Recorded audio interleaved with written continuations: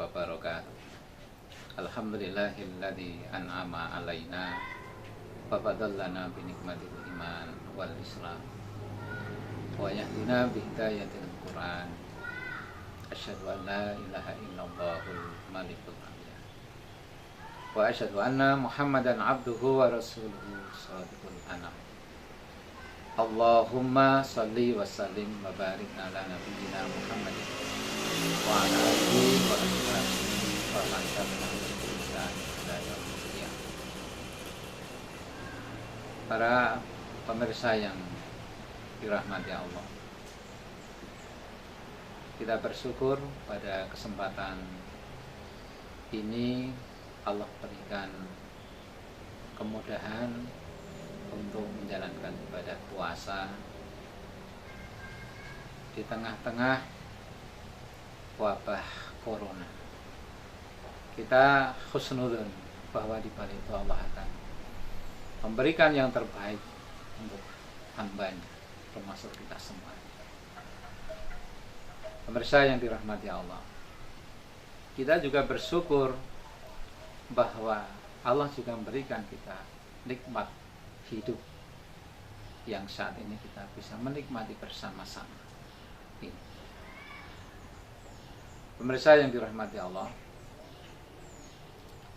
ketika kita melakukan sesuatu, sudah kita rencanakan,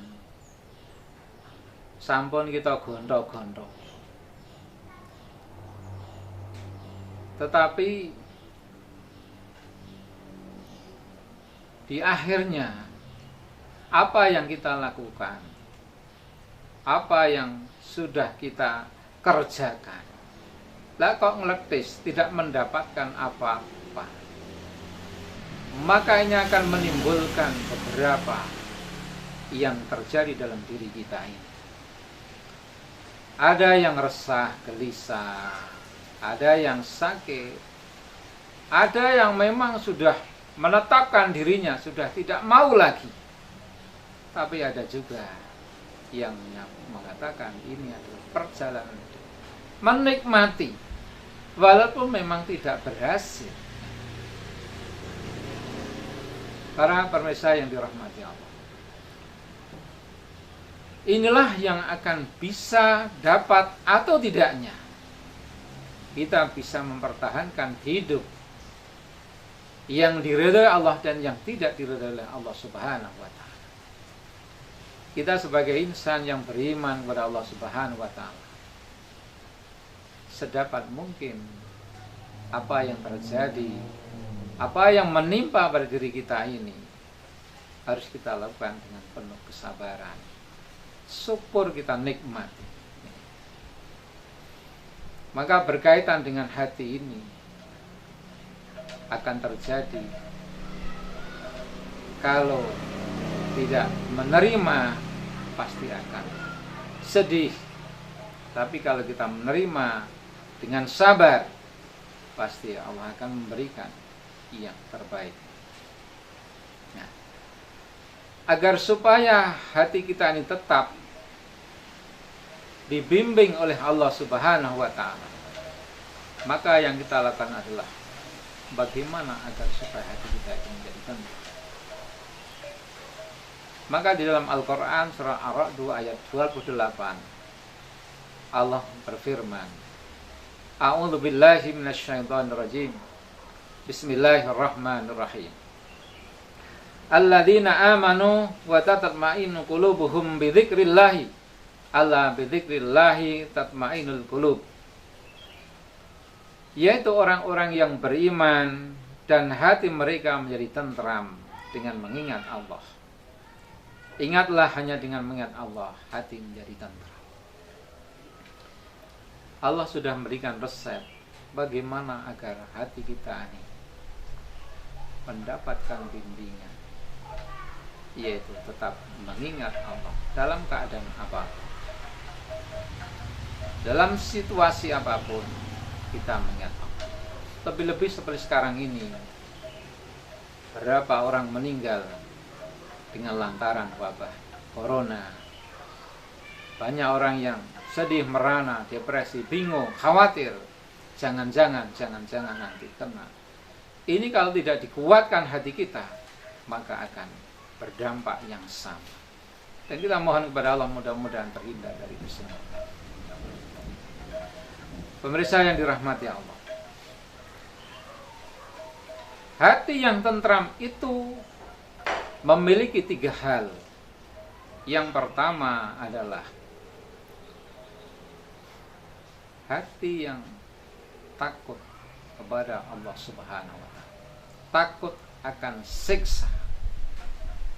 Kalau sudah berbicara tentang siksa, insan yang beriman terketuk hatinya, sedapat mungkin membenahi ibadah kita, membenahi dalam pergaulan kita, membenahi akhlak kita, dan membenahi segala hal-hal yang kurang baik dibenahi supaya lebih baik dalam rangka mencari ridha Allah Subhanahu wa Ta'ala.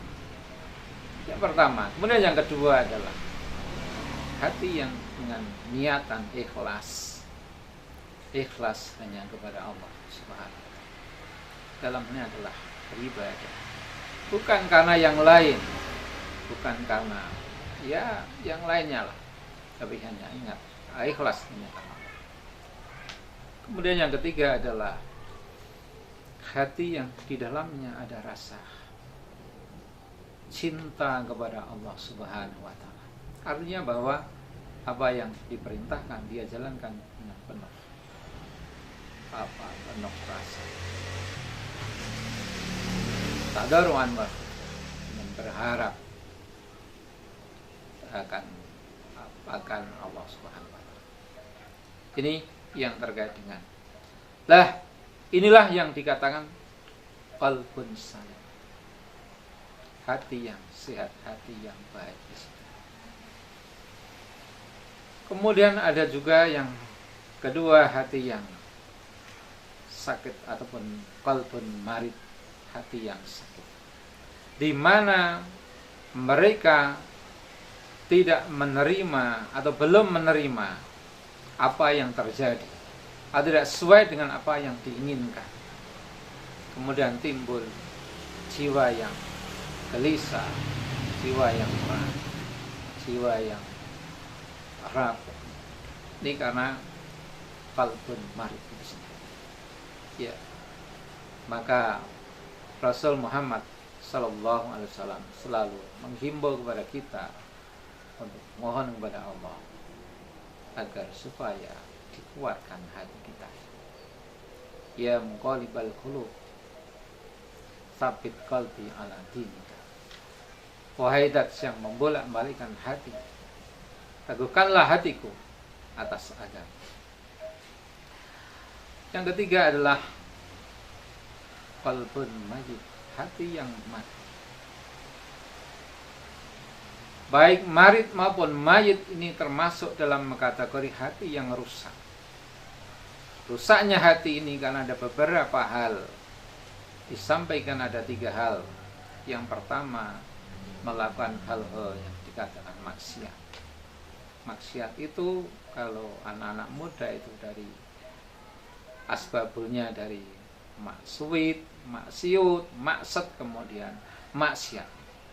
Ini setidaknya dijauhi karena hal-hal yang tidak diinginkan oleh Allah, yang dilarang oleh Allah untuk dihindari hal semacam akan menjadikan kamu. Yang kedua, karena memakan makanan yang subhat, makanan yang tidak jelas halal dan haramnya. Yang ketiga, jelas yang dimakan itu adalah hal-hal yang haram. Maka Rasul Muhammad Sallallahu Alaihi Wasallam memberikan wejangan, bimbingan kepada Ali bin Abi Thalib. Ya Aliyu, wahai Ali, man akala halalan safadinuhu. Barang siapa yang memakan makanan yang halal, maka akan bening hatinya, maka akan bening agamanya. Jadi akan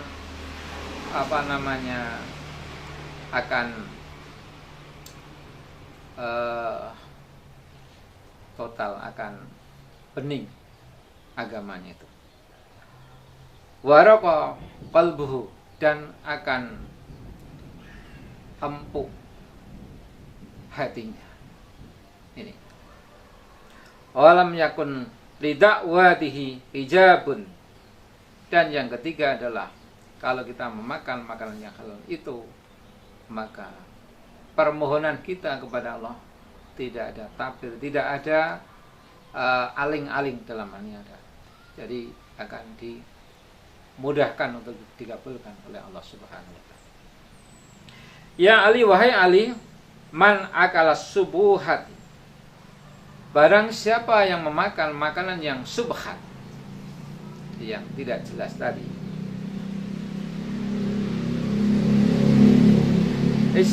istabahati subhati istabaha alaihi dinuhu, maka akan tercampur agamanya, dalam hal ini adalah sudah tidak khusyuk lagi, sudah tidak sudah tidak murni lagi, tercampur dengan syirik, tercampur dengan kepentingan duniawi. Wadlam qalbuhu, dan yang kedua akan gelap hatinya. Gelap itu ya gelap, tapi masih bisa meraba, masih bisa merekam, tapi sudah gelap. Man akala harama, dan barang siapa memakan makanan yang haram, mata qalbuhu, maka akan mati hatinya. Kalau sudah mati hatinya itu sudah tidak bisa menerima, sudah tidak bisa membedakan, sudah tidak bisa memilih mana itu baik, mana itu yang buruk. Karena sudah mati hatinya itu. Ini sudah tidak bisa menerima apa-apa hal yang baik. Wa khafa dinuhu, dan akan ringkih agamanya. Ya runtuh, akan ringkih agama itu. Wa du'afa yakinuhu, dan akan lemah keyakinan. Wa hajaballahu ta'waduhu, dan ketika mohon kepada Allah itu ada penghalangnya, dalam artian itu sulit untuk dikabulkan. Wa qalat ibadatuhu, dan sedikit ibadah. Pemirsa yang dirahmati Allah, di bulan Ramadan ini mari kita bersama-sama untuk mengasah hati kita supaya hati kita tetap menjadi tentram, dimudahkan oleh Allah. Kemudian diharapkan agar supaya apa yang kita jalankan ini Allah memberikan ketenangan setiap kehidupan kita sehari. Imam Al-Ghazali menyampaikan, carilah hatimu di 3 tempat. Yang pertama, sewaktu kamu bangun dan membaca Al-Quran. Tetapi kalau di situ tidak kau temukan hatimu, maka carilah ketika mengerjakan sholat. Kemudian kalau itu tidak ditemukan, yang ketiga adalah saat-saat kita duduk tafakur, mengingat akan kematian. Di bulan Ramadan itu ada yang namanya 10 hari terakhir itu adalah i'tikaf, untuk tafakur kepada Allah SWT, terlebih-lebih mengingat akan kematian. Dan kalau itu tidak ditemukan, beliau menyampaikan, mohonlah kepada Allah Subhanahu wa taala, pintalah Allah untuk memberikan hati yang baru. Karena sebenarnya saat ini engkau dalam keadaan tidak mempunyai hati. Mudah-mudahan Allah Subhanahu wa taala memberikan kemudahan dan diberikan hati kita tetap tentram dalam kondisi apapun, dan semoga puasa yang kita jalani ini puasa yang berharap menjadi insan yang bertakwa. Demikian yang bisa kami sampaikan. Bila itu hidayah. Assalamualaikum warahmatullahi wabarakatuh.